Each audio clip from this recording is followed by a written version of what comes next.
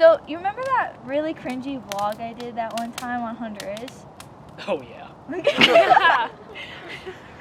I messed it up. For mine, I think I'm going to do like a lifestyle vlog thing. And rolling.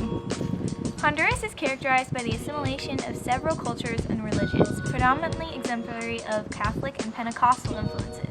It began when monarchs extended and exercised their rule in Central America via the Spanish Inquisition and pretenses of Catholicism and papal power.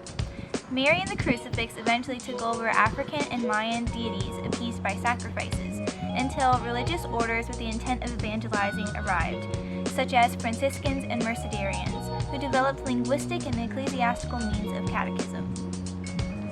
Catholicism eventually propagated a religion dependent on symbolism, liturgy, and good works. Because of the prominence of imported slaves and indigenous peoples, African and Indian religion interacted with Catholicism, adapting it to their own spiritual and symbolic terminology. An increased emphasis on the Bible, Christ, and the Eucharist appeared upon Catholicism's syncretization with Enlightenment principles, as did emphases on piety and family as society became more secular. Around the time Hondurans declared independence from Spain in 1839, Protestant groups such as Baptists and Methodists began to evangelize, and as of 1880 and 1936, there was a separation of church and state embodied in the Constitution. Central American Mission, today's CAM International, became the third largest non-Pentecostal denomination, with 7,613 members.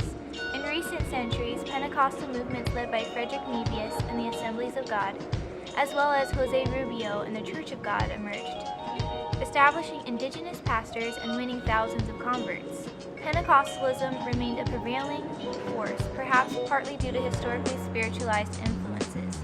In Central America, Catholicism also regained its strength, representing the poor and disadvantaged as martyrs of liberation theology, when evangelicals and Pentecostals were mostly quiet. Today, Catholicism still tightens its hold on Hondurans. As Kurt Verbeek claims, the extreme growth in the Protestant churches has pushed the Catholic Church to ultimately become more active. Good and exciting things are happening. Despite current religious liberty, only the Roman Catholic Church is legally recognized, necessitating U.S. government involvement to respond to recent evangelical killings.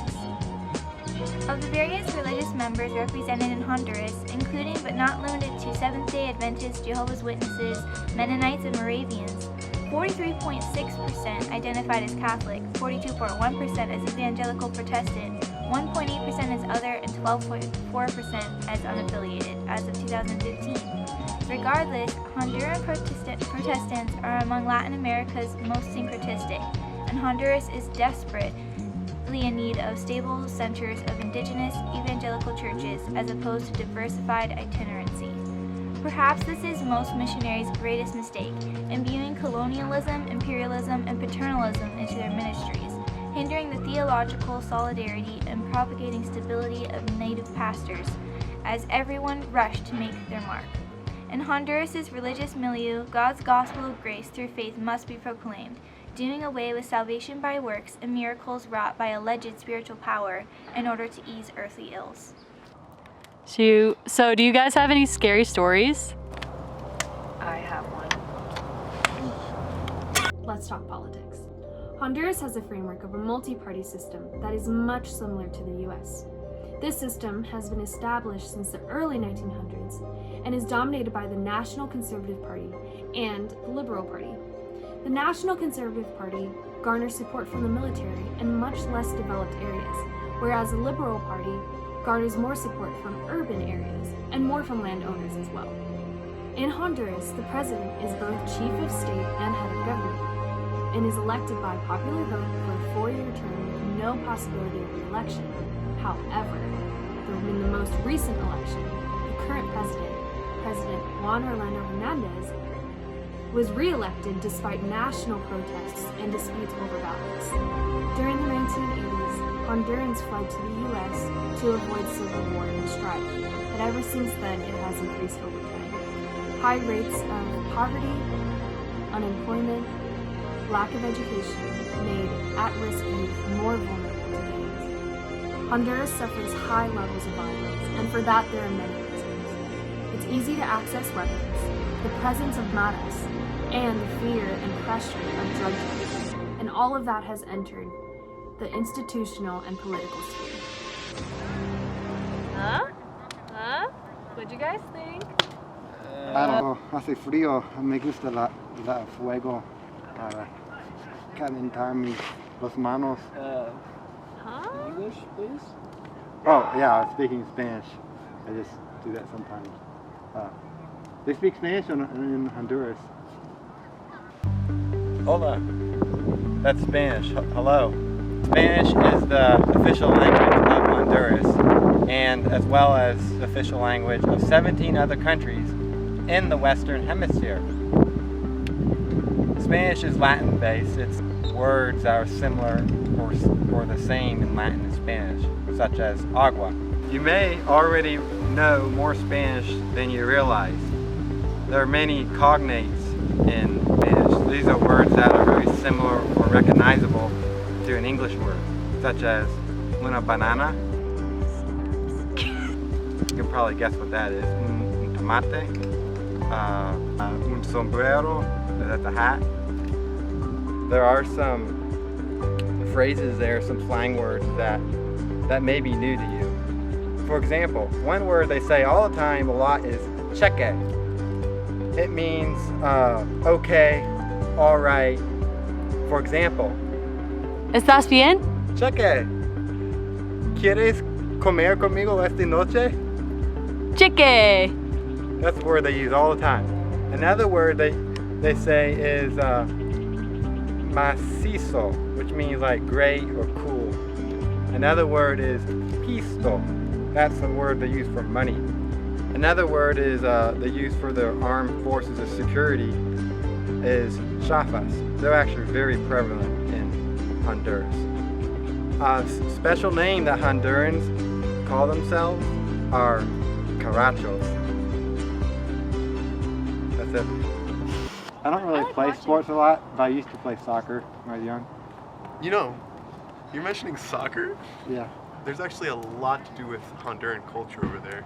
They love soccer. Oh yeah, that's right. You know, They're that crazy. reminds me of all of their culture.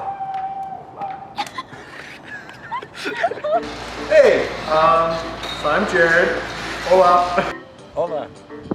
That's Spanish. Hello. I'm gonna be talking about gestures. Can I get someone? You, Jake, come over here. Wait. Can you hear me now? All right. Now, you saw here that I use my chin. In Honduras, it's very rude to point. So make sure to use your chin. Simple as that.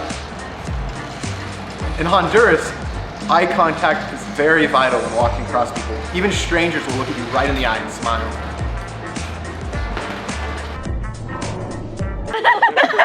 Alright, you ready? Yeah. Jared, that was actually really interesting about their culture. Do you know about the location, the geography really has a lot to do with their culture too? In the 16th century, Spanish conquistadors came to Central America to spread their religion and other things. While spreading their religion, Central America became a powerhouse for Catholicism. Dun dun dun! Down in Central America, Honduras also shares its borders with 3 countries and 2 oceans. That being the Caribbean Sea, the Pacific Ocean, Nicaragua, Guatemala, and El Salvador. We will be going to Cihuatepec over in Honduras, and Cihuatepec is also located in the mountains. Because located in the mountains, they will have a higher elevation than what we're used to, and will also have a humid temperature while they are in a tropical climate. You know what's crazy? We can see the world so differently from other people. While religion is an integral part of the Honduran worldview, family takes top priority in this culture. Family loyalty is everything to the Hondurans. It goes unquestioned, and it's something that is ingrained into their society. I don't have friends. I got family. Honduras, like most of Central America, is notably diverse. 90% of its population is made up of the Mestizo people group. 6% is made up of the Mara Indians, and 2% is made of European descent, and 1% is African descent. That's so loud. Honduras is known to use the monetary unit lempira. It was first issued in 1931 when it replaced the Honduran peso at par. The currency has steadily declined against the US dollar from around 6 cents to around 4 cents over the past 5 years. Anna Weiss, a good friend of mine who was born in Honduras, said that in larger cities, the US dollar can be used, but in smaller cities, individuals have to pay with lempira. One loaf of bread could cost 9.5 Honduran lempira, which would equal about 40 cents here. Okay. Apparently, moving and obtaining a property in Honduras is pretty easy. Cost for obtaining residence and officially moving to Honduras could be about $2,500 per person, which may take about 6 to 9 months, depending on the type of application. Interestingly enough, the Central Honduras Education Fund says for an average person in Honduras to receive a degree, it will take 5 years, costing $7,500 to $9,000. This is probably the place I will be sending all my 10 kids to college in the future. What do you call a telephone that's yellow? I guess. Yeah. Anyways. Oh yes, banana. Bananas grew in importance starting in the 1910s, and by 1929, Honduras was exporting $21 million in bananas annually.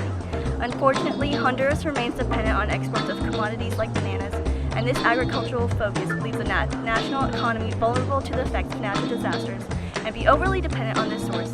1974's Hurricane Fifi and 1998's Hurricane Mitch are examples of natural disasters which severely affected the country's banana harvest and therefore the entire Honduran economy. In recent years, the government has tried to promote economic growth through privatization and free trade agreements, although Honduras remains one of the world's poorest countries. Honduras is a low middle income economy experiencing a 4.37% annual inflation rate and has a GDP growth of a 2.65% as of 2019. That was a really long story. It took all night. Yeah. Do you guys want to hear a joke? Sure. Sure. What do you call a telephone that's yellow?